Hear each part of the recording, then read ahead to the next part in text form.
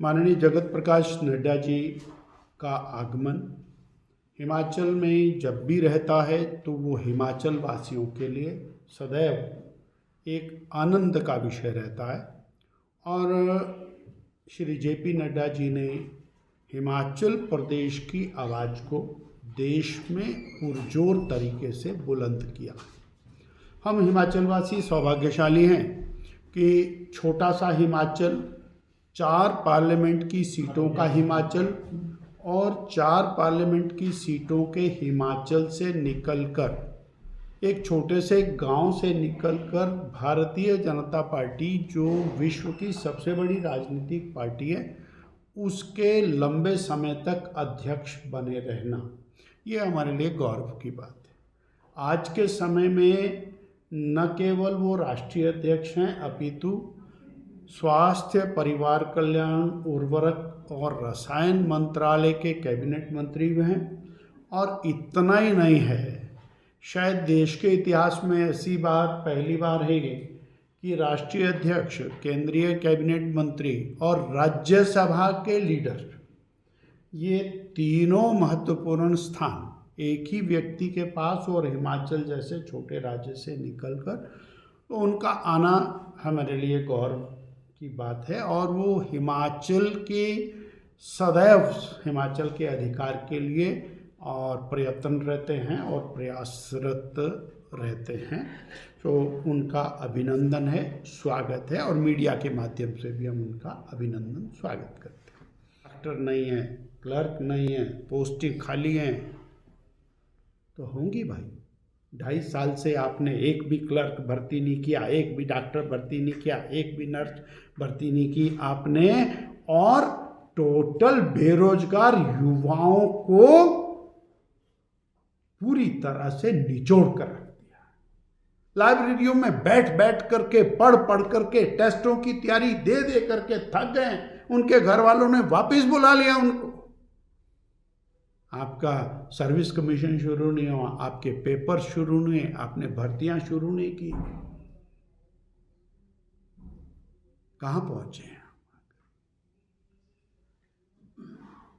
जो बेरोजगार युवक जिनको आपने कहा था 1 लाख सरकारी नौकरी पहली कैबिनेट में हम देंगे, पक्की नौकरी देंगे, पेंशन वाली नौकरी देंगे, वो तो कहाँ देनी थी, आपने आउटसोर्स वाले निकाल दिए, आपने बाकी लोग भी निकाल दिए। मैं बहुत जिम्मेवारी के साथ कह रहा हूँ कि प्रदेश का बेरोजगार आज किस हालात में आकर खड़ा हुआ है। ये जो माफिया बढ़ रहा है, चिट्टा बढ़ रहा है, ये जो लॉ एंड ऑर्डर की क्राइसिस आ रही है, इसके पीछे ये बेरोजगारी को ठीक तरीके से डील ना करने का बहुत बड़ा सबब है। जो उम्मीद में बैठा हुआ बेरोजगार था, उसकी उम्मीद अब पूरी तरह ना उम्मीद में बदली है, और ना उम्मीद में बदलने से ये स्थितियां खड़ी हो रही हैं।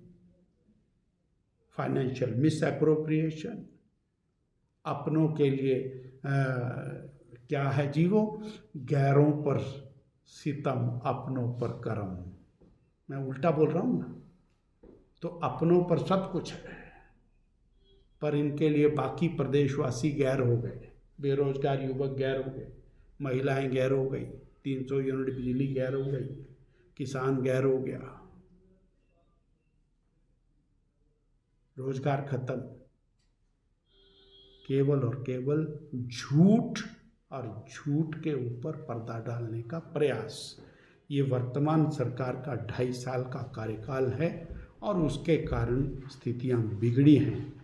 तो ये सरकार नटशल में कहा जाए, हिमाचल प्रदेश की आज तक की सरकारों में एक ऐसी सरकार मानी जाएगी जो तालाबंदी के लिए जानी जाएगी, जो विकास बंद करने के लिए जानी जाएगी, जो कानून व्यवस्था बिगाड़ने के लिए जानी जाएगी, जो माले मुफ्त दिले बेरहम के लिए जानी जाएगी। ये ऐसी सरकार है, और इसके साथ ये विशेषण अब लग गए हैं। इतना मुझे आपसे क्या समय पर चिंतन करना चाहिए, और जब नाजुक स्थितियां हों तो ऐसी चीज़ों से थोड़ा सा बचना भी चाहिए। अब वो उसके बारे में उत्तर देना मुख्यमंत्री जी की का विषय है। मैंने अपनी बात जितने शब्दों में कहनी थी वो कही है। आज सामान्य समाज की चिंता करना ज़्यादा जरूरी है, उसकी चिंता होनी चाहिए। सर, एक चीज़ ये कि आपने अभी कहा मुख्य सचिव जी के बारे में, जैसे कि इन्होंने सरकारी पैसे का दुरुपयोग किया है, पर इस पर आगे बीजेपी का लाइन ऑफ एक्शन क्या होगा सर? भारतीय जनता पार्टी निरंतर हर चीज़ की आवाज़ उठा रही है। ऑपोजिशन पार्टी के नाते हम अपने धर्म को बखूबी निभा रहे। आपने देखा कि शिमला के अंदर हजारों लोगों ने विधानसभा घेरी इसी प्रकार के विषयों को लेकर के, माफिया को लेकर, विमल नेगी के मामले को लेकर के पूरे हिमाचल को जगाने का काम भारतीय जनता पार्टी ने किया। धर्मशाला में और हमारे माननीय स्पीकर, पूर्व स्पीकर साहब के नेतृत्व के अंदर हजारों लोगों ने विधानसभा घेरी। हम निरंतर सजगता के साथ सरकार को भी चेता रहे हैं और जनता को भी जागरूक करने के अंदर लगे हुए। एक और है, हाँ, इसमें गंभीर विषय ये है कि सरकार कान में तेल डाल करके सोई भी है, वो ना जनता की सुनती है, ना मीडिया की सुनती है, ना बाकी लोगों की सुनती है। एक चीज़ और है सर, मुझे आपसे आपके प्रश्न पर बताना चाहूँगा, हमारा संगठनात्मक ढांचा पिछले 4 महीने में बना है। 18 लाख साधारण सदस्य हिमाचल प्रदेश में भारतीय जनता पार्टी ने बनाए और 18 के 18 लाख डिजिटली बनाए हैं। और क्या कोड आता है, किस कोड के ऊपर बनाए हैं, क्या जिला दे, और सबका जो है इंडिविजुअल मोबाइल के ऊपर 27,000 सक्रिय सदस्य बना। हमारे 74 मंडल थे, हमने 74 मंडलों को 171 मंडल बदल करके मल्टीपल मंडल किए, सारे मंडलों के मंडल अध्यक्ष बनाए और मंडलों की टीम का गठन किया। 17 जिले के जिलाध्यक्ष बनाए, सारा गठन किया। कहीं आपने अनुशासनहीनता देखी? कहीं किसी ने ये बोला कि किसी ने अध्यक्ष मेरे को बनना है, इसको बनना है? एक्स्ट्राऑर्डिनरी है सर, एक्स्ट्राऑर्डिनरी। और मैं चैलेंज के साथ कहता हूँ कि ऐसा कोई कर नहीं सकता।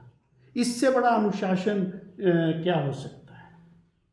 और महत्वाकांक्षा तो भारतीय जनता पार्टी के हर राजनीतिक व्यक्ति की एक बेसिक नीड है, इसलिए महत्वाकांक्षा किसी में होती है तो उसको हम बुरा नहीं मानते।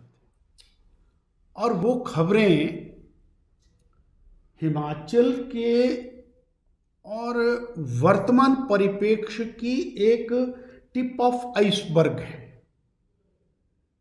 एक खबर है कि सरकार का खजाना खाली है, सरकार के पास तनख्वाह देने को पैसे नहीं है, सरकार के पास रिटायरीज को और बेनिफिट्स देने के पैसे नहीं है, सरकार के पास मेडिकल बिल भुगतान करने के पैसे नहीं है, परंतु कुछ ऑफिसर्स कोई पार्टी करते हैं और वो पार्टी का बिल लाखों रुपए का वो सरकार पे करती है। अगर इसको मैं एक शब्द में कहूं तो प्लीज इसको रिकॉर्ड करिए, माल मुफ्त दिले बेरहम। मुफ्त का माल है इसलिए दिल बेरहम है। मैं सीधा सीधा आपके माध्यम से सरकार के ऊपर आरोप लगा रहा हूं कि आपने चीफ पार्लियामेंट्री सेक्रेटरीज लगाए, गैर कानूनी तौर के ऊपर लगाए। 6 लोगों को आपने कोठियां दी, बंगले दिए, गाड़ियां दी, पर्क्स दिए, फाइलें दी और हिमाचल प्रदेश के उच्च न्यायालय ने उनको बर्खास्त किया। और आप सुप्रीम कोर्ट में उनकी लड़ाई लड़ने के लिए करोड़ों रुपया वकीलों को दे रहे हैं। फिर कहूंगा माल मुफ्त दिले बेरहम है। अपनी जेब से देते तो पता लगता। फिर कहूंगा माले मुफ्त दिले बेरहम। मुख्यमंत्री जी ने कहा नेशनल हेराल्ड हमारा अखबार है, हम डट के देंगे। बाकी ये जो अखबार हैं ये हमारे नहीं है, हिमाचल में चलने वाले, हिमाचल में चलने वाला, और चाहे वो प्रिंट मीडिया है चाहे इलेक्ट्रॉनिक मीडिया है, वो हमारा नहीं है। नेशनल हेराल्ड हमारा है, जिसकी शक्ल किसी ने नहीं देखी, उसको हम करोड़ों का ऐड दे दिया है, देते रहेंगे, माले मुफ्त दिले बेरहम। ये हम जो कहते हैं कि financial misappropriation, financial mismanagement is the only reason of financial crisis. 2.5 साल के अंदर आर्थिक तंत्र का दुरुपयोग, आर्थिक तंत्र का मिस एप्रोप्रिएशन, उसका मिसमैनेजमेंट, उसके कारण प्रदेश कंगाली के हालात के ऊपर आकर के खड़ा हुआ है, जिसके कारण हिमाचल का विकास ठप हुआ है और प्रदेश की वर्तमान सरकार उसके लिए पूरी तरह से दोषी है और पूरी तरह से जिम्मेवार है। वो है हिमाचल प्रदेश के सचिवालय को बम से उड़ाने की धमकी, और उसके बाद सचिवालय में अफरा तफरी, सचिवालय को खाली करने की तैयारी। और पिछले कल मंडी के और सचिवालय को उड़ाने की धमकी और एहतियात के तौर पर उसको खाली करा दिया गया। What is happening in Himachal Pradesh? ये हिमाचल प्रदेश की कानून व्यवस्था को 2.5 साल के अंदर तार तार करके रख दिया वर्तमान श्री सुखविंदर सिंह सुक्खू सरकार ने।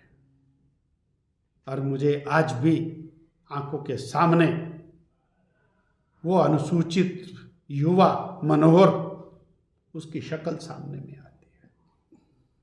मनोहर हत्याकांड से शुरू हुआ मामला चंबा के और दूर दराज क्षेत्र से हिमाचल में फैलता हुआ दिखाई देता है। चंबा से लेके सिरमौर तक, ऊना से लेके किन्नौर तक हत्याओं का तांडव बंद नहीं। हत्या, खून, बलात्कार, डकैती, गोलाबारी, never in the history of Himachal Pradesh गोलाबारी। बिलासपुर में 2-2 बार गोलियां चलती हैं, आमने सामने गोलियां चलती हैं, पुलिस हेडक्वार्टर के सामने गोलियां चलती हैं, डीसी के दफ्तर के सामने गोलियां चलती हैं, और हमारे हिमाचल प्रदेश के बड़े नेता के ऊपर गोलियां चलती हैं, कांग्रेस पार्टी के एक्स-एमएलए के ऊपर गोलियां चलती हैं। क्या, कहां आकर के हम खड़े हुए हैं? माफिया धंधना है। बद्दी में, सोलन जिला में कबाड़ माफिया में गोलियां चलती हैं, नया माफिया पैदा हो गया। आपने चंबा से एक खबर डाली और हम आपके धन्यवादी हैं कि वन माफिया और फॉरेस्ट के अधिकारी को जीप के साथ घसीटता हुआ लेकर के जा रहा है। मंडी में सब डिविजनल मैजिस्ट्रेट को माफिया दौड़ा दौड़ा करके पीटता है, उसकी हड्डियां तोड़ देता है सब डिविजनल मैजिस्ट्रेट की। ये कानून व्यवस्था है, और उस कानून व्यवस्था के लिए जिम्मेवार 100% प्रदेश की सरकार, और उसके ऊपर एक बेहतरीन ऑफिसर विमल नेगी, उसकी रहस्यमय मृत्यु होती है। उसकी जांच पर पर्दा डालने का प्रयास क्यों हो रहा है?